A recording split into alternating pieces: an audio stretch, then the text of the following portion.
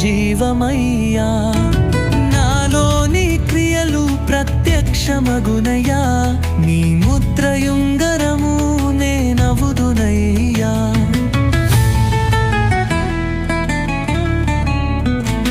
నీ చేతి పట్టి నన్ను లేపితివి, నాకు జీవము దయచేసితివి.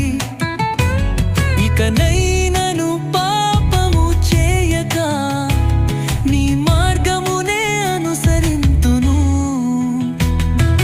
కష్టముల నడుమ నాకు వెలుగు ఇచ్చితివి, అంధకారము నుండి వెలుపలికి తీతివి. నీ క్రియలు నాలో నిత్యము ప్రకాశించును, నీ గొప్ప నామము లోకమున ప్రకటించును.